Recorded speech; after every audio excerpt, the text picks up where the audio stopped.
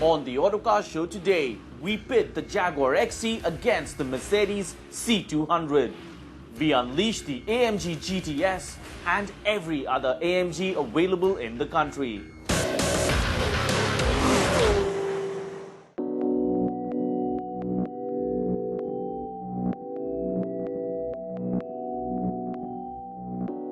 Jaguar's new baby is here. This is their entry-level car. It was launched at the Auto Expo, and the XC only comes with petrol variants. So we thought we'd put it up against its strongest rival, the C-Class petrol. Let's see if it can rise up to the challenge.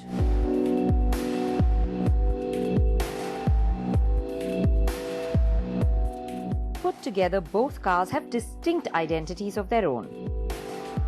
Whilst the Jag has a slinky, sporty design with its long bonnet and coupe-like roofline that ends almost at the end of the car, the Merc has a more classic sedan style.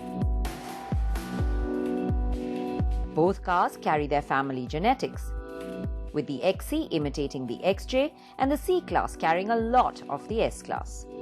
The Big Cat has a lot of subtle design cues that draw you in, like the taut muscular lines, the J-Blade LED lamps, the sporty chrome side vent, and the tail lamps that borrow from the old E-Type.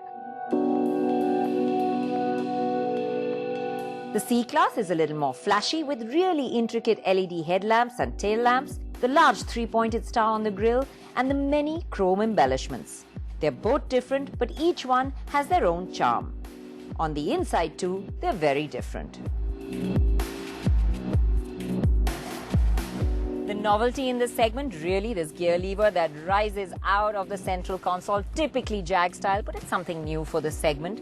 And apart from that, basically it's an uncluttered, simple interior where quality is really good. You've got nice two-tone leather coloring across the dash. You've got a shiny, glossy black along the central console. And of course, what I really love is this cowl that runs along the dash and around the door, sort of holding you into this cabin, making it feel like a cockpit. Whilst the Jag comes across feeling sporty and stylish, the Merc's cabin reeks of luxury and class. Now this interior definitely feels the better of the two in the comparison. In fact, it feels rich and it feels premium. There's this beautiful wedge-shaped dashboard. There's this lovely wooden central console. You have the touchpad over here. You have the control for the command system, which sits on an iPad-like screen on the central console. In fact, the graphics are also really clear. Even in the sun, it doesn't catch glare, so they're easy to see at any time. You have this lovely retro watch in the center. Everything on the inside over here just feels classy. It feels every bit luxury. Both cars come with a sizable equipment list. The XC gets a new in-control touchscreen, which is an improvement over the previous version. The Mercedes may not have a touchscreen, but the graphics are definitely sharper and brighter, and its non-reflective surface makes it clear and distinct always. The XC system is easier to use though. On the kit front, the XC portfolio and the C200 Avantgarde are pretty closely matched, both getting keyless entry and go, engine stop-start, auto headlamps and wipers, and selectable driving modes. The Merc edges ahead, getting a dual sunroof and drowsiness sensor, whilst the Jag does have the advantage of a 360-degree camera around the car. Also rather critically, Mercedes' space-saver spare tire sits on the boot floor, compromising the space on offer, whilst the Jag's is placed unobtrusively under the boot, opening up more room.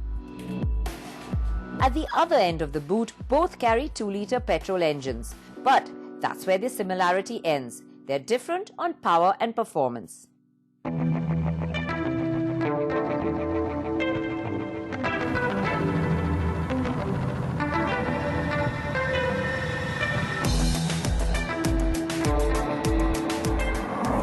Now this engine is just an absolute delight to drive. I mean, it's punchy and it's exciting. You can't help but keep putting your foot flat down to the floor because every time you do, it just serves you up this giant wave of torque.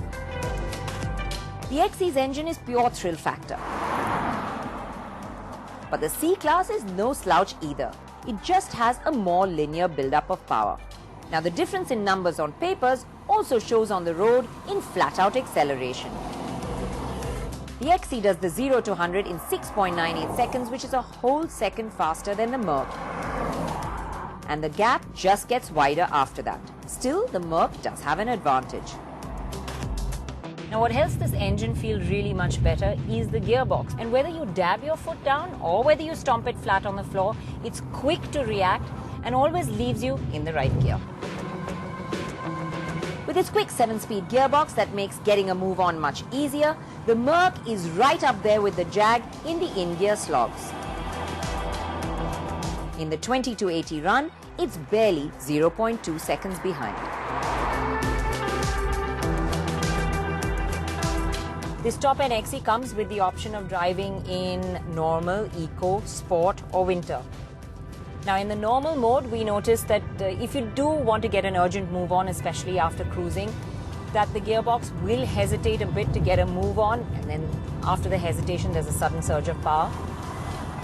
But if you put it into sport mode or you use the paddle shifts, then that problem goes away, the gearbox reacts much quicker.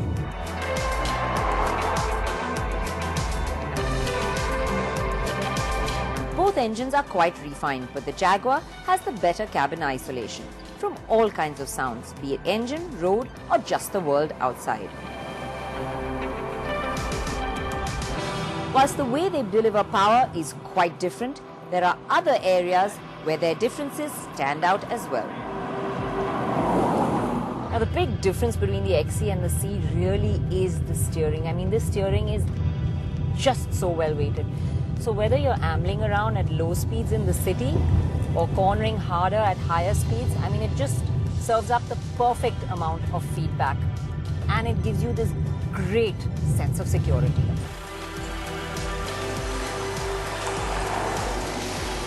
The steering, along with the amazing body control and perfect weight distribution of the Jag, makes the XE an absolute driver's delight. A few small corners and all I wanted to do was keep driving, preferably up a nice twisty windy ghat.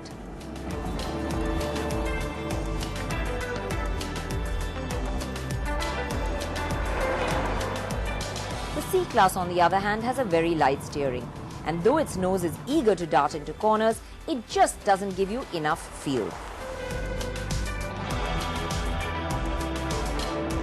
Also, when you want to come to a stop, the Jaguar's brakes may feel stronger, but they're quite grabby, so they take a little getting used to.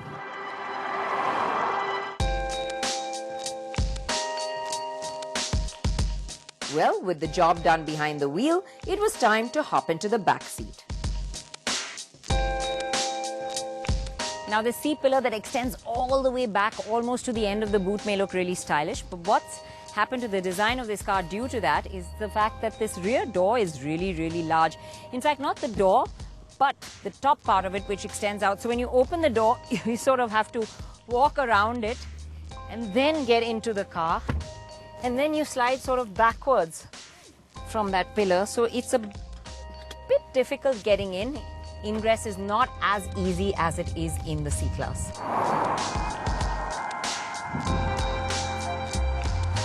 Well, the seat itself is comfortable here at the back, but it's definitely just for two people because the middle part of the seat is contoured and the central console extends all the way to the back, so there really is very little room for a third passenger over here. You sit quite low, front seat is large, the window line is high, but it's still a very comfortable back seat to be in. That's because the seat itself is comfortable. You've got good under-thigh support, you've got good lumbar support over here. But the best part really is the ride quality. It's just so pliant. It sort of flattens out all the bumps, potholes, doesn't let anything filter in through to the passenger. And as you pick up the pace, it's flat and composed as well. So you don't get tossed around. And long journeys in this back seat will definitely be comfortable ones. What's wonderful about the Jag is the excellent balance of handling and ride. So whether you're behind the wheel or in the back seat, it's an enjoyable experience. The Merc, on the other hand, has its own plus points. Well, this is definitely the more spacious back seat. I have a little more leg room.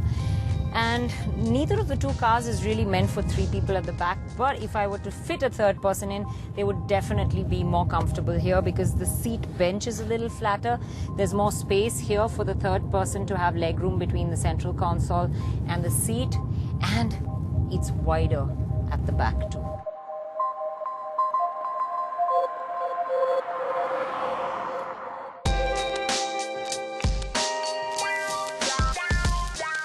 Both these cars have been poles apart from the start, each with their own distinct character, and it's same down to the finish line. Whilst the Jag is the sporty car, the C-Class feels like the Lux limo. Well, this comparison is not exactly par for par in a lot of ways, but let's begin with power, because the XE actually comes with a 238 bhp 2-litre engine, whereas the Merc comes with a 181 bhp 2-litre engine. So there's quite a difference, but they're in this fray together because both of them are the top-spec petrol variants.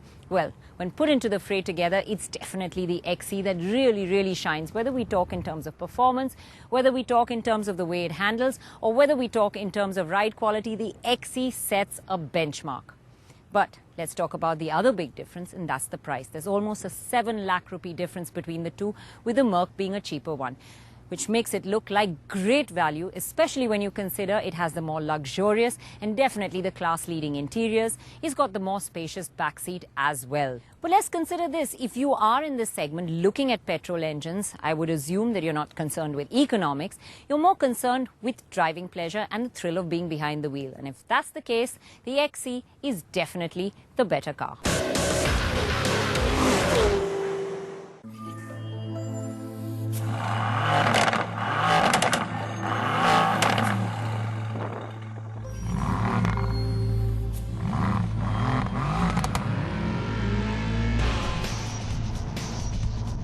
Today you find me at the wheel of something really rather special. It's the Mercedes AMG GTS.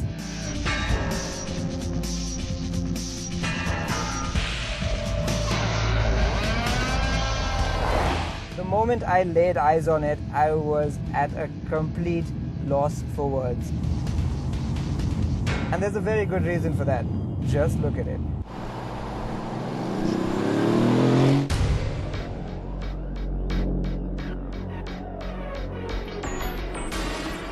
It's almost the perfect representation of the classic front-engine, rear-wheel drive, 2-seat sports car.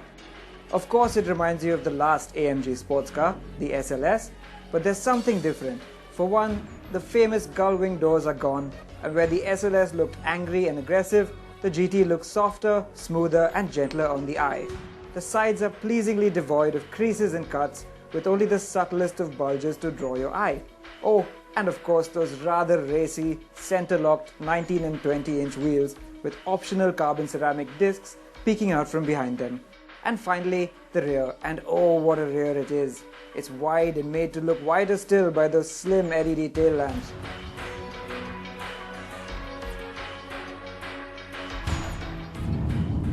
It is the second sports car to be developed in-house by AMG, and as such it is a replacement for the mighty SLS gullwing. However, it's not a direct replacement for that car, because while that was a big 570 horsepower answer to Ferrari and Lamborghini, this one, it's smaller, it's lighter, it makes less power, and it's more of a competitor for the Jaguar F-Type and the Porsche 911 Turbo. With a price tag of 2.4 crore rupees, it sits right at the heart of today's 500 bhp plus sports car segment. And that makes it accessible to a lot more people than the old SLS AMG. Not only is it unique from every other Mercedes car that's on sale right now, it's also beautifully built. I mean, the quality in here is just fantastic, and there's a great use of materials like soft leather, aluminium, and even carbon fiber.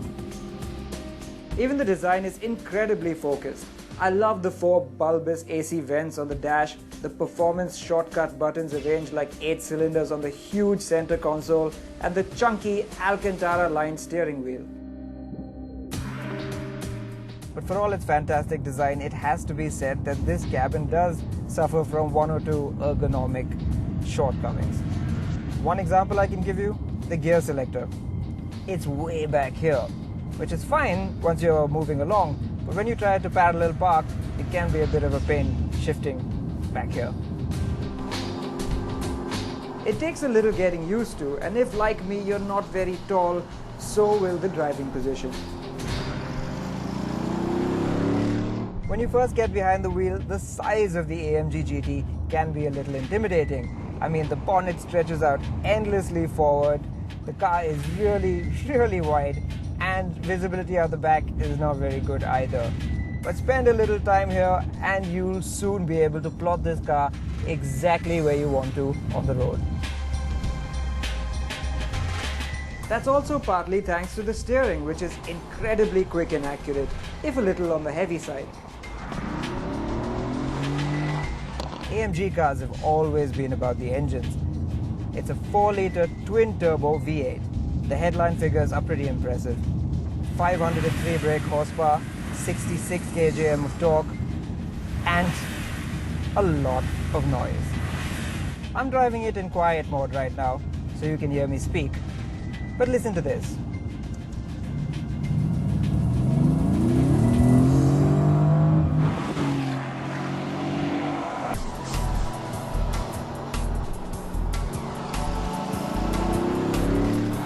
It really does sound like a pakka AMG.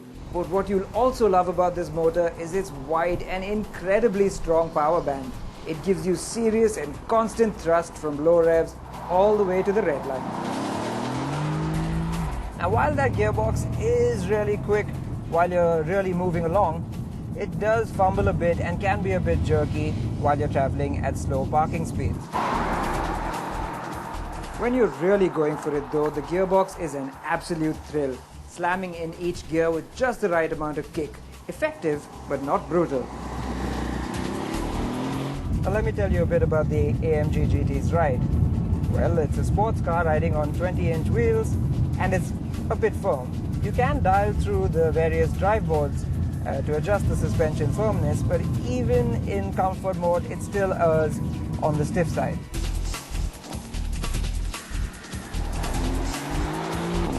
The upshot of that firm suspension is that this car feels really planted and really fun around corners. Now it feels very balanced in normal mode, but if you dial it up all the way to Sport Plus or even Race, the ESP goes into a sport mode, and then the true AMG nature of this car comes out. And by that, I mean it is very happy to kick its tail out with minimal provocation. The best part, however, is that it's very controllable and it will return to its line very predictably. With every new car it launches, AMG takes its game a little bit further, be it the sports sedans, the SUVs, or even the coupes. And the new AMG GT is the culmination of all of that. It's the pinnacle of what they can do. It is gorgeous, just gorgeous to behold. It's so well built. It sounds phenomenal. It's a bona fide sports car in the ilk of any of the others that have gone before it. If you're in the market for such a thing, we would highly recommend taking a look.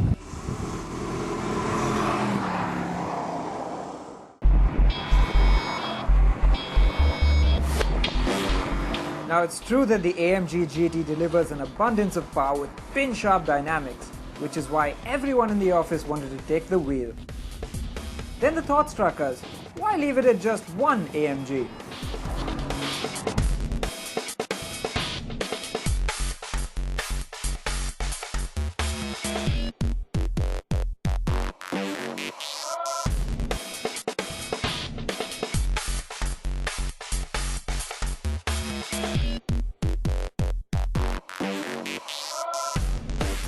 There you have them, 10 of Affalterbach's finest, every single AMG sold in India.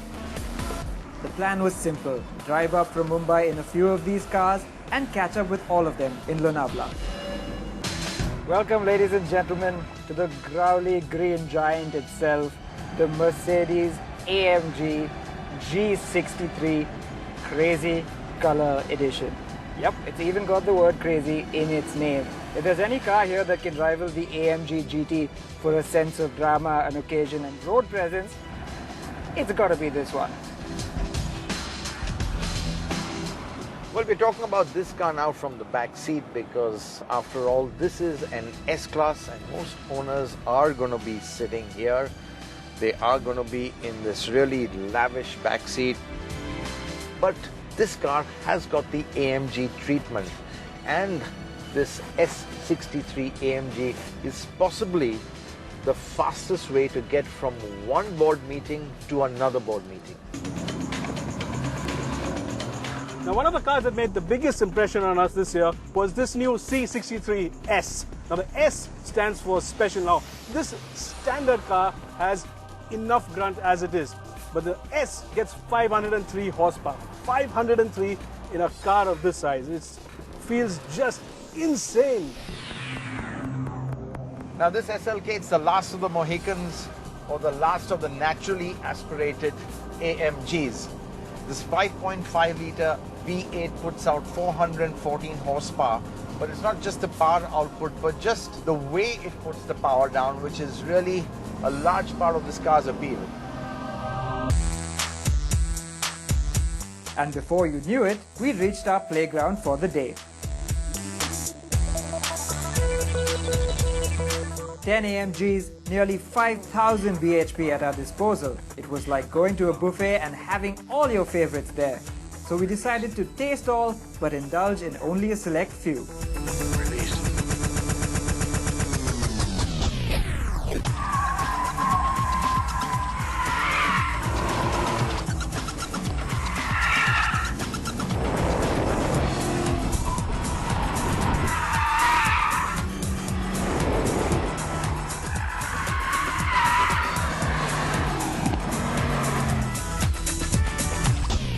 Time flew by, but then someone suggested a drag race.